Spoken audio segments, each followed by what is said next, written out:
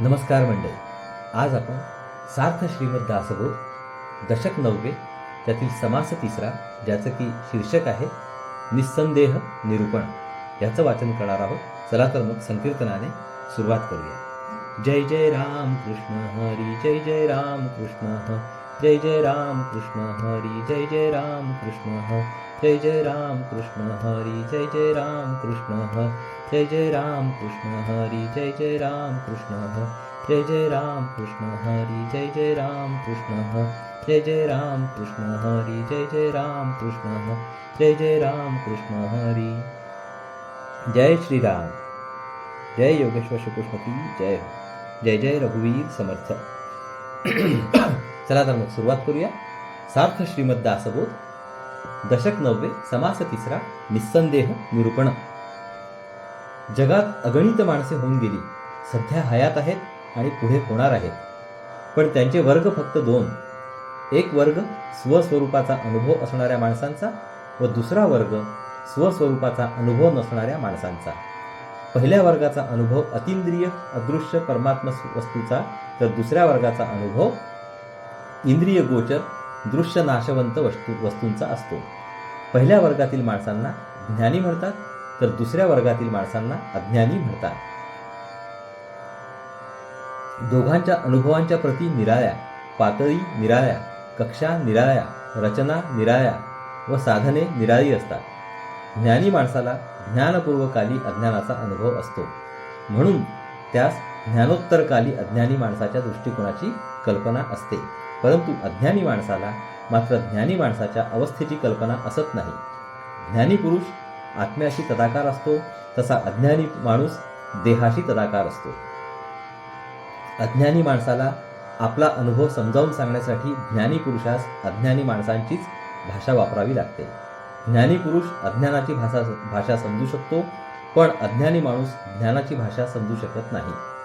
उदाहरणार्थ, केनोपनिषदामध्ये एक ब्रह्मज्ञानी स्वतःचा अनुभव सांगताना म्हणतो की यस्य अमतं तस्य मतं मतं यस्य न वेद सहा अविजातं विजानताम विज्ञानतं अविजानताम. याचा अर्थ, ज्या आत्मज्ञानी पुरुषास आत्मतत्व कळत नाही असे वाटते, त्यास ते कळलेले असते. जो म्हणतो मला आत्मतत्व कळले, त्यास ते कळलेले नसते. ज्यांना कळते त्यांना कळत नाही व ज्यांना कळत नाही त्यांना खरे कळते. या वाक्यांचा सरळ अर्थ घेतला तर त्यात स्वच्छ परस्पर विरोध आढळतो. ज्ञानी पुरुष स्वानुभव सांगण्यासाठी अज्ञानाची भाषा वापरतो हे खरे, पण त्याच्या बोलण्याचा अर्थ गूढ असतो. हा प्रश्न निर्माण होण्याचे कारण असे की गेल्या समासाच्या शेवटी श्री समर्थ सहज बोलले, सर्व काही करून काहीच न करावे. ते ऐकून श्रोता म्हणाला, अहो हे असले कसले तुमचे ब्रह्मज्ञान? सगळे काही करून अकर्ता आणि सगळे भोगून अभोक्ता राहणे कसे शक्य आहे? माणूस एक करता व भोगता राहील किंवा अभोक्ता व अकर्ता राहील, दोन्ही एकाच वेळी राहू शकणार नाही. याचे उत्तर एकच आहे, आणि ते असे की ज्ञानी पुरुष बाहेरून सामान्य माणसासारखा दिसतो, परंतु त्याची आतील अवस्था अगदीच निराळी असते. त्याचे अंतर्याम परमात्म स्वरूप असते. भगवंताची जी अंतरस्थिती तीच ती त्याची असल्याने तो मनुष्य वेश धारण केलेला परमात्माच होय.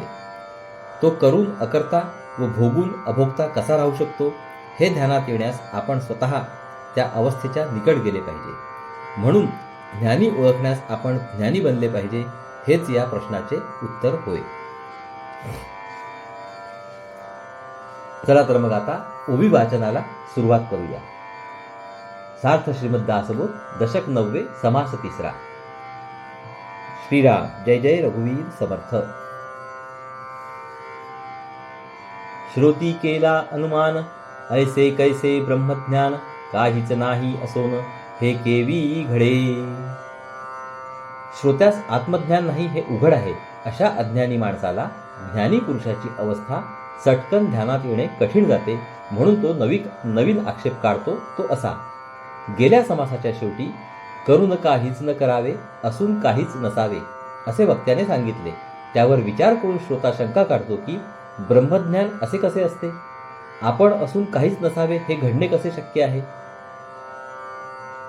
सकळ करून करता सकळ भोगून अभोगता, सकळांमध्ये अलिप्तता येईल कैसी.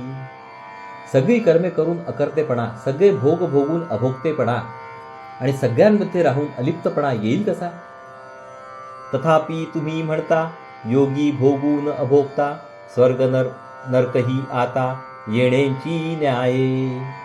तथापि आपण म्हणता की योगी भोग भोगून अभोगता राहतो, तर मग स्वर्ग व नरक यांच्या भोगांना हा अभोगतेपणाचा नियम लागू करायला पाहिजे. जन्ममृत्य भोगिलेच भोगी, परितो भोगून अभोगता योगी, यातनाही तया लागी येण्याची पाडे. जन्म व मृत्यू यांचे भोग भोगावेच लागतात, पण ते भोग भोगून पुन्हा योगी अभोगताच राहतो. असे जर आहे तर भोगाच्या यातना भोगून देखील योगी त्या भोगीत नाही असे म्हणावे लागते. कुटून नाही कुटिला, रडोनी नाही रडला, कुंथोन नाही कुंथिला योगेश्वर. याचा अर्थ असा होतो की योगी पुरुष मार खाऊन मार खात नाही, शोकाने विव्हळ होऊन रडतो पण तो रडत नाही, आणि शरीर दुःख सहन न होऊन तो कणतो पण तो कणत नाही. जन्म नसोन घातला, पतित नसोन जाला, यातना नसोन पावला नाना परी. त्याला जन्म नसून तो जन्म घेतो, पतित नसून तो पतित होतो, आणि यातना नसून नाना प्रकारच्या यातना त्याला भोगाव्या लागतात.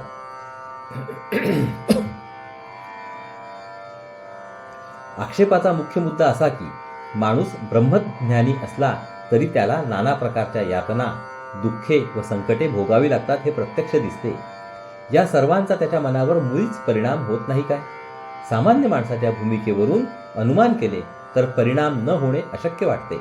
म्हणून या आक्षेपास श्री समर्थ असे उत्तर देतात की अज्ञानाच्या दृष्टिकोनातून ज्ञानी माणसाच्या जीवनाकडे पाहिले तर विकृत अनुमान निघते. ज्ञानी माणसाची अवस्था कळण्यास आपण अज्ञानाच्या भूमिकेतून बाहेर पडणे अवश्य असते. ऐसा श्रोतयांचा अनुमान, श्रोती घेतले आडरान, आता याचे समाधान केले पाहिजे. वक्त्याच्या बोलण्यावर तर्क चालवून श्रोत्याने काढलेले हे अनुमान बरोबर नाही. श्रोता विचारांच्या आडरानात शिरला आहे तरी पण त्याचे समाधान करणे जरूर आहे. वक्ता म्हणे सावध व्हावे, तुम्ही बोलता बरवे, परी हे तुमच्याच अनुभवे तुम्हास घडे. वक्ता म्हणाला की श्रोत्यांनी नीट श्रवण करावे. तुमचे म्हणणे योग्य आहे. तुम्हाला जो अनुभव येतो त्यास प्रमाण धरून तुम्ही वरील अनुमान काढले, त्या अनुभवाच्या दृष्टीने ते बरोबर आहे. ज्याचा अनुभव जैसा तो तो बोलतो तैसा, संपदे विणजो दिवसा तो निरार्थक. ज्याला जसा अनुभव येतो तसा तो जीवनाचा अर्थ समजतो आणि सांगतो. उदाहरणार्थ, ज्याच्यापाशी संपत्ती नसते तो मोठे साहस करू शकत नाही, त्याला साहसाची मोठी कल्पनाच करता येत नाही. त्याचप्रमाणे ज्याचा अनुभव अगदी क्षुद्र असतो त्याला ज्ञानी पुरुषाच्या विशाल अनुभवाची कल्पनाच करता येत नाही. नाही ज्ञानाची संपदा, अज्ञान दारिद्र्ये आपदा, भोगिल्याच भोगी सदा शब्द ज्ञाने. ज्या माणसापाशी आत्मज्ञानरूपी संपत्ती नसते त्याच्यापाशी अज्ञानरूपी दारिद्र्य असते. त्यामुळे तो अनेक आपदा भोगतो. त्याची गती फक्त शब्दज्ञानापर्यंतच असते, पण त्यापायी तो एकदा भोगलेल्या यातना अनेक वेळा भोगतो. देहबुद्धीने व्यापलेला माणूस अज्ञानामुळे जन्ममरणाच्या खेपा करतो. प्रत्येक जन्मामध्ये त्या यातना पुन्हा पुन्हा भोगाव्या लागतात. योगी ओळखावा योगेश्वरे, ज्ञानी ओळखावा ज्ञानेश्वरे, महाचतुर तो चतुरे ओळखावा. योग्याची अवस्था योग्यासच कळते, ज्ञानाची अवस्था ज्ञानी पुरुषालाच कळते. चतुर पुरुषच मोठ्या चतुर पुरुषाला ओळखू शकतो. अनुभवी अनुभवियास कळे, अलिप्त अलिप्तपणे निवळे, विदेहाचा देहभाव गळे, विदेही देखता. स्वानुभवी पुरुषच आत्मज्ञानी पुरुषास ओळखतो. जो स्वतः अलिप्त असतो तोच अलिप्तपणाने संपन्न पुरुष ओळखतो व संतोष पावतो. स्वतः विदेही असलेला पुरुष दुसऱ्या विदेही पुरुषाला पाहून देहभान विसरून जातो. बद्धासारिखा सिद्ध आणि सिद्धासारिखा बद्ध, एक भावील तो अबद्ध म्हणावाच न लगे. नुसत्या देहाच्या दृष्टीने बघितले तर एखादा सिद्ध पुरुष बद्धासारखा दिसेल, तसेच एखादा बद्ध माणूस सिद्धासारखा दिसेल. त्या दोघांची योग्यता एकच आहे असे जो मानतो तो मूर्ख होय हे सांगणे नको. झडपला तो देहधारी आणि देहधारक पंचाक्षरी, परंतु दोघा एकसरी कैसी द्यावी. भूतबाधा झालेला माणूस आणि भूतबाधा नाहीशी करणारा मांत्रिक पंचाक्षरी दोघेही देहाने सारखेच दिसतात, पण दोघांची योग्यता सारखी नसते. तैसा अज्ञानपतित आणि ज्ञानी जीवनमुक्त, दोघे समान मानिल तो युक्त, कैसा म्हणावा. त्याचप्रमाणे एखादा भ्रष्ट अज्ञानी माणूस आणि एखादा जीवनमुक्त ज्ञानी पुरुष दोघेही देहाने सारखेच दिसतात, म्हणून त्या दोघांची योग्यता सारखीच मानणारा माणूस विचारी नसतो, यात शंका नाही.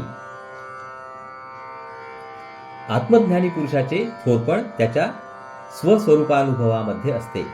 स्वरूपानुभव ही आत्मधीन स्थिती आहे, म्हणून ज्ञानी पुरुषाचा ठाव घेण्यासाठी आपल्याला देखील त्या अनुभवापर्यंत पोहोचावे लागते. आता असो हे दृष्टांत, प्रचित बोलो काही हेत, येथे श्रोती सावचित्त क्षण एक भावे. हा विषय दृष्टांतांनी सांगणे आता पुरे. स्वरूपानुभवाच्या काही खुणा आता सांगतो. श्रोत्यांनी क्षणभर लक्ष देऊन त्या ऐकाव्या. जो जो ज्ञाने गुप्त झाला, जो विवेके विराला, जो अनन्यपणे उरला नाहीच काही. आत्मज्ञानाच्या योगाने जो गुप्त होतो, म्हणजे ज्याचा मीपणा अंतर्धान पावतो, निधिध्यासाने जो स्वस्वरूपामध्ये विलीन होतो आणि स्वरूपाशी समरस किंवा एकरूप झाल्यामुळे जो यत्किंचित वेगळेपणाने उरत नाही, तयास कैसे गवसावे, शोधू जाता तोची भावे, तोची होता म्हणावे न लगे काही. त्याला सापडवणे किंवा हस्तगत करणे सोपे नाही. जो त्यास शोधायला जातो तो स्वतः तेच रूप बनतो. आपणच तदाकार झाल्यावर बोलणे, चालणे, शोध घेणे वगैरे सगळे खुंटते, बाकी काही उरतच नाही. देही पाहता दिसेना, तत्वे शोधिता भासेना, ब्रह्मा हे निवडेना काही केल्या. देहामध्ये त्यास पाहायला जावे तर तो तेथे नसतो, म्हणून देहामध्ये तो आढळत नाही. पंचमहाभूतांमध्ये त्याचा शोध घेतला तर तेथे तो अनुभवास येत नाही. ब्रह्मरूप होऊन ब्रह्मामध्ये तो असतो खरा, पण वाटेल ते केले तरी स्वरूपाहून वेगळे काढून त्यास कधी पाहता येत नाही. दिसतो तरी देहधारी, परी काहीच नाही अंतरी, तयास पाहता वरी वरी कळेल कैसा. बाहेरून पाहावे तर सामान्य माणसासारखा तो देहधारी दिसतो, पण त्याच्या अंतर्यामी मी देह आहे ही जाणीव मुळीच नसते. म्हणून त्याच्या देहामध्ये जीवाची वस्ती नसते. एका अर्थाने त्याचा देह रिकामा असतो. अशा ज्ञानी पुरुषाला नुसते वरवर पाहिले तर त्याची आतील अवस्था ध्यानात येणार नाही. कळाया शोधावे अंतर, तव तो नित्य निरंतर, जयास धुंडिता विकार निर्विकार होती. तो खरा कसा आहे हे कळण्यासाठी त्याची अंतर्स्थिती शोधून पाहावी. ती शोधल्यास असे कळेल की तो सदा सर्व काळ शाश्वत वस्तू असतो, स्वस्वरूपाशी तदाकार झालेला असतो. त्याचा शोध घेता घेता आपलीच देहबुद्धी नाहीशी होते आणि आपण स्वतः निर्विकार सद्वस्तू बनतो. तो परमात्मा केवळ, तयास नाही मायामळ, अखंड हेतूचा विटाळ झालाच नाही. तो शुद्ध व केवळ परमात्मा स्वरूपच असतो. त्याच्या ठिकाणी मायेचा मल असत नाही. कोणत्याही संकल्पाचा त्यास कधीही स्पर्श होत नाही. ऐसा जो का योगीराज, तो आत्मा सहजी सहज, पूर्ण ब्रह्म वेद बीज देहाकारे करेना. अनुभवाच्या अशा उच्च पातळीवर स्थिर राहणारा योगीराज अगदी सहजपणे आत्मस्वरूप असतो. वेदाचे मूळ असणारा आणि पूर्ण ब्रह्मस्वरूप झालेला तो ज्ञानी त्याच्या देहावरून ओळखता येणे शक्य नाही. देह भाविता देहची दिसे, परी अंतर अनारिसे असे, तयास शोधिता नसे जन्म मरण. देहाच्या दृष्टीने पाहावे तर तो सामान्य देहधारी माणूस वाटतो, पण त्याची आतील स्थिती अगदीच निराळी असते. तिचा शोध घेतला तर त्यास जन्ममरण नाही हे समजून येते. जयास जन्ममरण व्हावे, ते तो नव्हेची स्वभावे, नाहीच ते आणावे कोठून कैचे. अविद्येमुळे जीवपण येते व जीवपणामुळे जन्ममरण भोगावे लागते. ज्ञानी पुरुषाची अविद्या आणि जीवपणा स्वरूप साक्षात्कारामुळे आपोआप नाहीसे होतात. जीवाच्या मागे जन्ममरण लागते. ज्ञानी पुरुष जीवरूप नसून परमात्मा स्वरूप असतो, म्हणून त्यास जन्ममरण उरत नाही. त्याच्या ठिकाणी जे नाहीच नाही ते त्याला होणार नाही. निर्गुणास जन्म कल्पिला अथवा निर्गुण उडविला तरी उडाला आणि जन्मला आपला आपण. ज्ञानी पुरुष निर्गुण असतो, त्यास जन्ममरण नसते. पण समजा एखाद्या अज्ञानी माणसाने निर्गुणास जन्म आहे अशी कल्पना केली किंवा निर्गुणास मृत्यू आहे असे म्हटले तरी निर्गुण जसेच्या तसेच राहते. ज्ञानी पुरुषाला कोणाच्या म्हणण्याने जन्ममरण प्राप्त होत नाही, परंतु जन्मला आणि मेला या अवस्था कल्पना करणाऱ्या अज्ञानी माणसाच्याच असतात. माध्यांनी थुंकिता सूर्यावरी तो थुंका पडेल आपणास वरी दुसऱ्यास चिंतिता अंतरी आपणास घडे. उदाहरणार्थ, समजा भर दुपारी 12 वाजता एका माणसाने सूर्यावर थुंकण्याचा प्रयत्न केला तर तो थुंका त्याच्याच अंगावर पडतो, किंवा दुसऱ्याचे वाईट व्हावे असे आपण मनात आणले तर आपलेच वाईट होते. त्याचप्रमाणे ज्ञानी पुरुषाला जन्ममरण नसते. त्याची ती निर्गुण स्थिती न कळता त्यास जन्ममरण आहे अशी आपण कल्पना केली तर आपले जन्ममरण त्याच्यावर लादल्यासारखे होते. आपल्या मागे जन्ममरण लागलेले आहे म्हणून ज्ञानी पुरुषास देखील ते असले पाहिजे हे म्हणणे बरोबर नाही. समर्थरायाचे महिमान जाणता होते समाधान परंतु भुंको लागले स्वान तरी ते स्वानची आहे. समजा एक मोठा कर्तृत्ववान थोर पुरुष आहे, त्याचा थोरपणा समजला तर मनाचे समाधान होते. पण त्याला पाहून त्याच्यावर भुंकणारी कुत्री असतात. ती भुंकली तरी ती कुत्रीच आहेत म्हणून कोणी तिकडे लक्ष देत नाही. त्याचप्रमाणे ज्ञानी पुरुषाचा थोरपणा कळला तर मनाचे समाधान होते. तो न समजता त्याला नावे ठेवणारे हीन लोक जगात असतातच, त्यांच्याकडे दुर्लक्ष करणेच बरे. ज्ञानी तो सत्य स्वरूप अज्ञान देखे मनुष्य रूप भावा सारिखा फलद्रूप देव तैसा. आत्मज्ञानी पुरुष परमात्म स्वरूप असतो. अज्ञानी माणसे त्याला सामान्य मनुष्य समजतात. जसा ज्याचा भाव तसा देव त्याला फलद्रूप होतो. ज्ञानी पुरुषाला जो मनुष्य समजतो त्याला फल देखील माणसाचेच प्राप्त होते, त्याला आत्मज्ञानाची प्राप्ती होत नाही. यानंतर 3-4 दृष्टांत देऊन असे समजावून देतात की साधू देहाने वावरत असला तरी अंतरींच्या प्रचितीने तो परमात्म रूप असतो. त्यास देहपतनानंतर पुन्हा जन्म येत नाही. देव निराकार निर्गुण लोकभाविती पाषाण पाषाण फुटतो निर्गुण फुटेल कैसा. खरा देव निर्गुण आहे पण तो आकाररहित देखील आहे. सामान्य लोक पाषाणामध्ये त्याची भावना करतात. पाषाण तर फुटतो, निर्गुण देव फुटणे शक्य नाही. देव सदोदित संचला लोकी बहुविध केला परंतु बहुविध झाला हे तो घडेना. देव सगळीकडे गच्चपणे भरून आहे, तो अगदी एकच एक आहे. सामान्य लोक त्याला अनेकपणाने भजतात, एकाला अनेकपण देतात. एकच एक असणारा देव अनेक होणे शक्य नाही. तैसा साधू आत्मज्ञानी बोधे पूर्ण समाधानी विवेके आत्मनिवेदनी आत्मरूपी. तसेच साधू आत्मज्ञानी असतो, त्या ज्ञानाने तो संपूर्ण समाधानी असतो. निधिध्यासाने अनन्य होऊन तो आत्मस्वरूपाकार बनतो.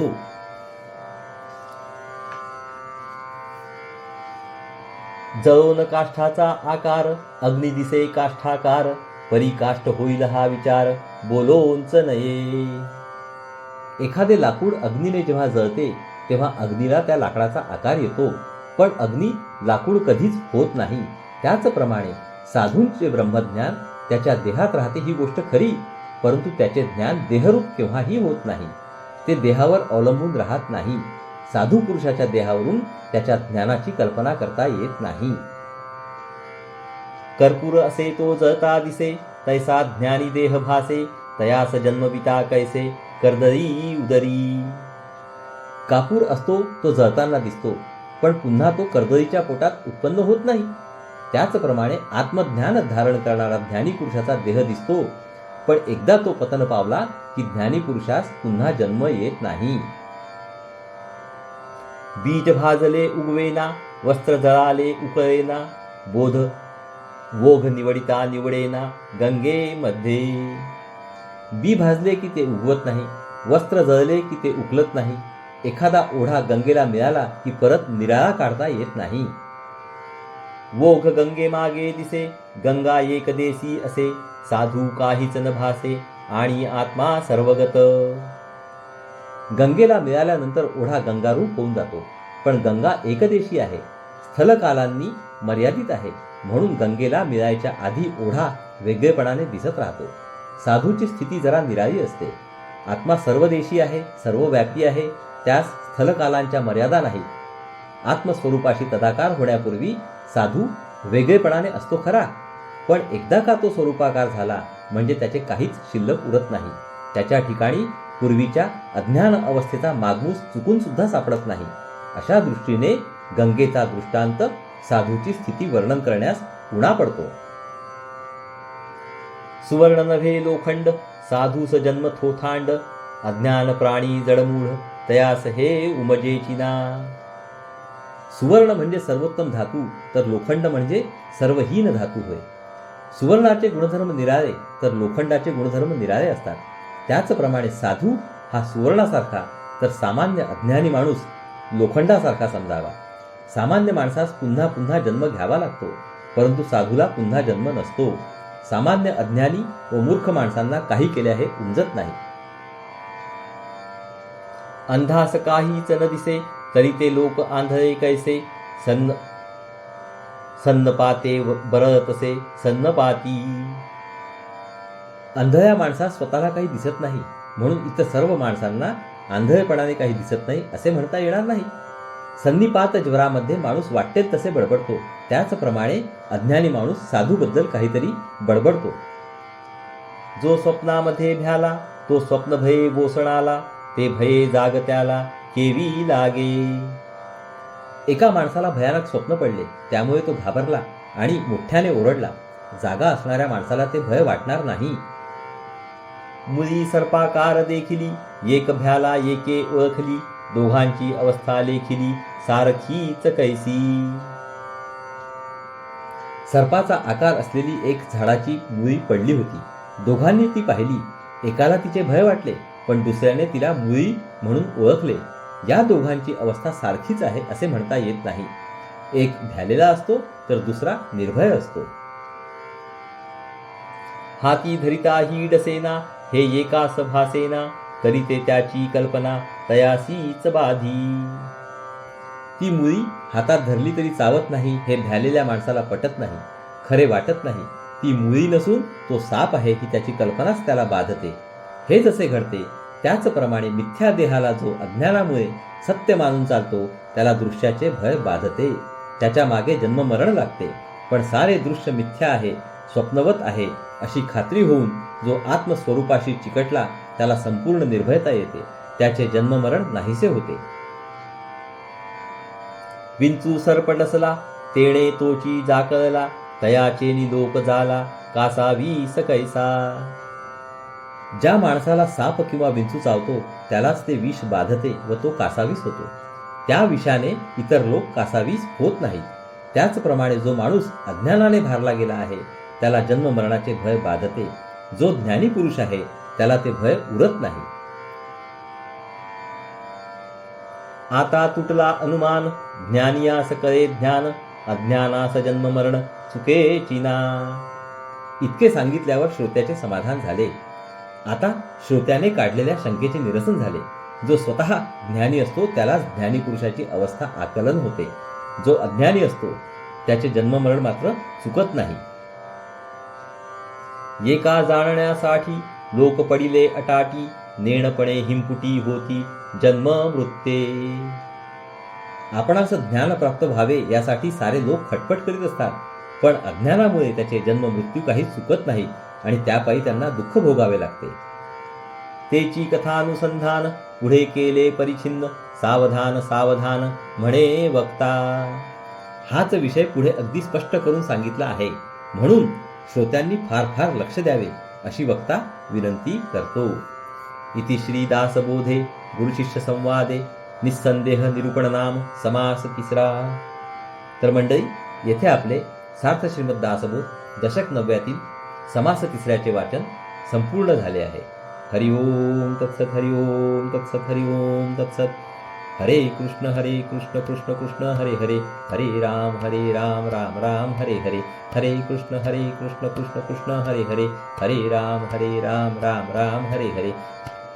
हरे कृष्ण कृष्ण कृष्ण हरे हरे, हरे राम राम राम हरे हरे, हरे कृष्ण कृष्ण कृष्ण हरे हरे, हरे राम राम राम हरे हरे, हरे कृष्ण कृष्ण कृष्ण हरे हरे, हरे राम राम राम हरे हरे, हरे कृष्ण कृष्ण कृष्ण हरे हरे, हरे राम राम हरे हरे, हरे कृष्ण कृष्ण कृष्ण हरे हरे, हरे राम राम हरे हरे. जय योगेश्वर श्री कृष्ण की जय हो. जय श्रीराम जय श्रीराम जय श्रीराम. जय जय रघुवीर समर्थ. चला तर मंडळी, पुढील भागात परत भेटू. नमस्कार. हरिओम हरिओम हरिओम हरिओम.